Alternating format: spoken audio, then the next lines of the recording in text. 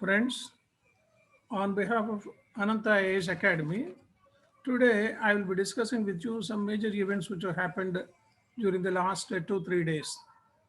Government of India normally engages the retired officials on casual basis, no, mentioning that they are consultants, honorary consultants in several departments.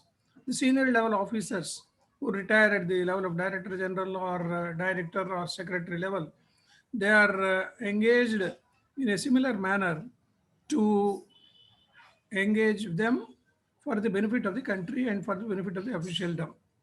Here, recently, the government of India, particularly the Central Vigilance Commission, they have laid down some norms for employing the retired officials. The CVC has laid down a procedure for the employment of the retired people. Because in most of the cases, what happens, it becomes almost like a nepotism. And in case the officer brings some pressure from political party or from official level, then he is engaged as a consultant. So in this connection, the Vigilance Commission has said the vigilance clearance from the organization he has last work should be there.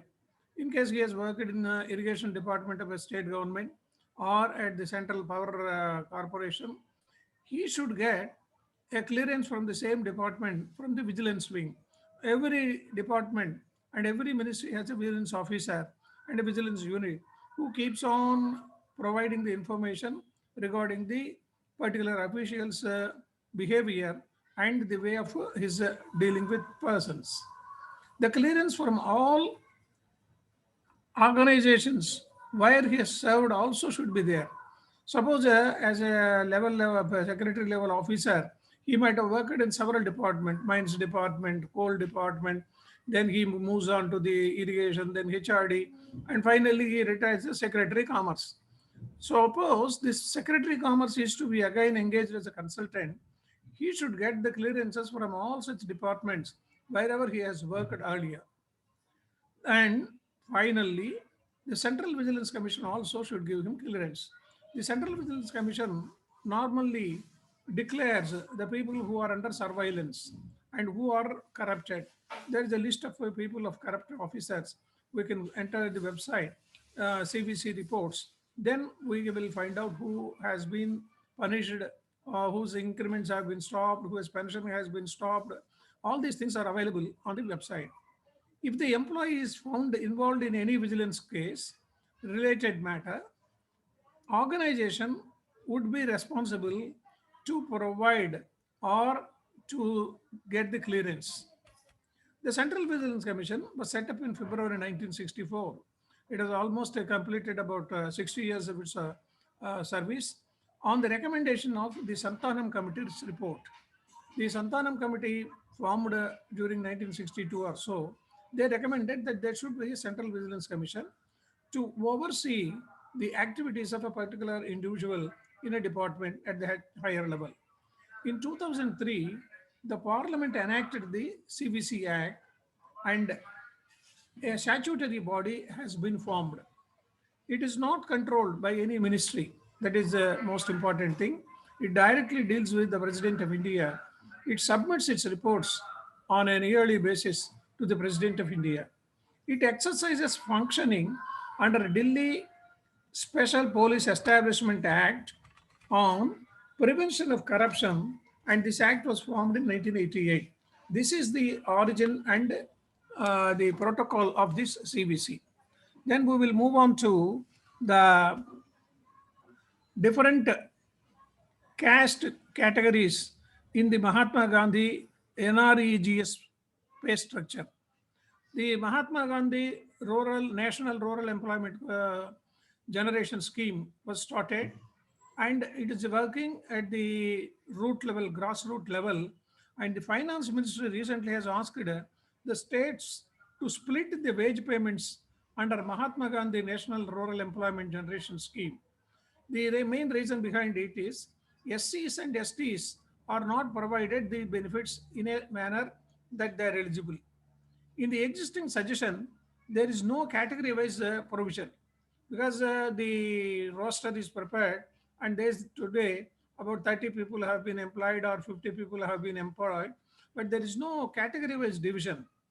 So the rationale behind this move is to assess and highlight the original benefits of these SCs and STs, whether they are really getting the benefits or not. But there are some concerns from the government side, from the public, and from the official side. It may complicate the system itself, because now they are moving on with the program in a manner that it helps all the people in the rural areas, and it lead to reduction in the scheme funding, because suppose they are not able to find out SCs and STs in a particular place due to some reason or other, then the question of funding for that village or to that purpose is very much negative. And the cause for the delay in wage payments, that also makes a very big issue. The MGNRE, introduced in 2005, about 16 years back, as a social scheme, guarantees the right to work. That is the major thrust on the problem and the process.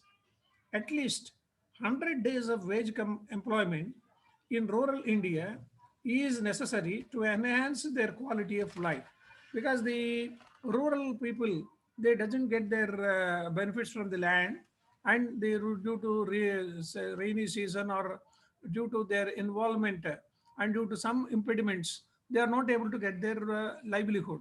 So this is meant for about 100 days in a year. At least they should be employed and the work should be done. Then we move on to the Sustainable Development Goals Index. This is another important thing which the students or candidates who are appearing for the prelims examination, they should be aware of it. What is this Sustainable Development Goal and what is this index? It was launched in the December 2018, almost 3 years are over. The primary tool for monitoring progress in India is this index. It has also fostered competition among the states and union territories for ranking in the global goal. The global goal is an index where the several countries and several states are into categorized. The index is developed in collaboration with the United Nations in India. It tracks the progress of all states on 115 indicators aligned with the national indicator framework. This is to be kept in mind. There are about 115 indicators, and the Ministry of Statistics and Program Implementation, there is a special department and a ministry called for Ministry of Statistics and Program Implementation. They collect information from different sources, different states and union territories, and they organize it in a manner, and the index is prepared. The Sustainable Development Goals and Index is a score ranges between 0 to 100. This is more important. It is the scale of 0 to 100. Higher the score of a state, the greater the distance to target achieved. So if they have about 90 or 95 score in that 100 scale, they have already reached the target. The states are classified in four categories. There are four categories under this index. One is 0 to 49 aspirants, 50 to 64 performers, 65 to 99 the front runners, and if it is 100, they are the achievers. Bihar, Jharkhand, and Assam, they have got the score of 40 or so, and they are in the they are in the higher limit. More, they are in the higher limit. They are the lowest people. I repeat again: Bihar, Jharkhand, and Assam, they are the lowest. And Chandigarh maintains a pre-score, and Kerala tops the list, 75. HP, that is Himachal Pradesh, and Tamil Nadu, they got 74. And AP government, Goa, Kurukshetra, Karnataka, and Uttarakhand, they got 72. And Bihar is in 52 score. And then the country's overall SDG score improved by 6 points from 60 in 2019 to 66 in 2020. That is a major achievement we can think.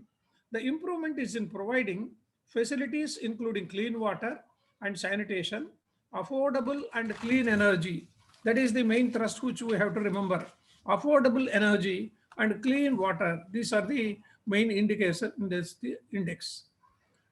The internet through LEO satellites. This is a major breakthrough. There are several satellites. OneWeb, which is a low Earth orbit, that is known as LEO, low Earth orbit satellite. It communications operator has landed its next batch of 36 satellites from Russia. Russia has launched these satellites. It's a group of 36 batch. With the latest launch, OneWeb's total in orbit constellation stands at 218 satellites. So this 218 satellites constellation is a very big major achievement. This would be a part of OneWeb's 648 LEO satellite fleet. It connects across the UK, Alaska, Northern Europe, Greenland, Antarctica, Arctica areas, and Canada. LEO satisfies or positioned, all of these satellites, they are positioned 500 to 2000 kilometers from the Earth. Stationary orbit satellites are approximately 36,000 kilometers away from the Earth. LEO satellites travel at a speed of 27,000 kilometers and complete a full circuit of the planet in 90 to 120 minutes. It's a major achievement. Within 2 hours, the entire orbit is over. Then we move on to another important thing, anti-hail guns test by the Himachal Pradesh. The Himachal Pradesh government has found out this savior in connection with the problems of the farmers there. The anti-hail gun test recently which was done, it was mainly intended to help out the horticulturists who face crop damage due to the hailstorms. Himachal Pradesh government will be testing the use of indigenously prepared anti-hail gun. What is this hail? We'll go into the details. Hail is produced by cumulonimbus clouds, which are generally large and dark and may cause thunder and lightning. That is the biggest problem for the horticulturist. In such clouds, winds can blow up the water droplets to highlight to the heights where they freeze into ice form. The fall and rise in repeated several times till the hailstorms become the heavy and fall down. This becomes a major obstacle for the horticulturist. So, what is this anti-hail gun? It is a machine which generates shock waves to disrupt the growth of hailstorms in the clouds. So, it will be very useful for the horticulturists who are getting these problems. Then recently, Government of India has announced the Education Index ranking. This is for the benefit of the different states and union territories. The Ministry of Education released the performance index of 2019 and 20 in the month of May. What is it? The performance guiding index index is a tool to grade all states on their performance against 70 indicators on school education. This is mainly meant for school education because we have so many schools which are running by the local government or local states. The first published one was in 2019 with reference to 2017 and 18. The index of 2017-18 was published in 2019. There are two categories. One is the outcomes and governance. The second one is management with the four domains. They count and they prepare the structure and the index in such a way. The objective is to encourage the states and union territories. It will assist the states to identify the gaps and design the appropriate infrastructure and bridge them. Now, coming to the state-wise statistics, for the rank of 1,000, Punjab is number one with 929 out of 1,000. Delhi is 898 with 6th rank. Haryana is in the 11th rank. Himachal Pradesh in 13th rank. J&K is in 26th. Punjab, Tamil Nadu and Kerala attained more than 900. The Bihar and Meghalaya have second lowest ranks in terms of infrastructure and facilities. They could not provide infrastructure for the schools. They have to develop their own strategy. And then we move on to another recent problem or recent innovations of Covishield, Covaxin. A survey has been conducted and it was found more antibodies are produced by Covishield compared to Covaxin. A study was conducted to study the real world effect of vaccination in India. It was conducted by healthcare workers. Most of them were healthcare workers. 515 healthcare workers from 13 states, about in 22 cities, were evaluated from January to May 2021 because it started in 2021. So the initial health workers of 515 people from 13 states, uh, from 22 cities, they were given the examination and survey.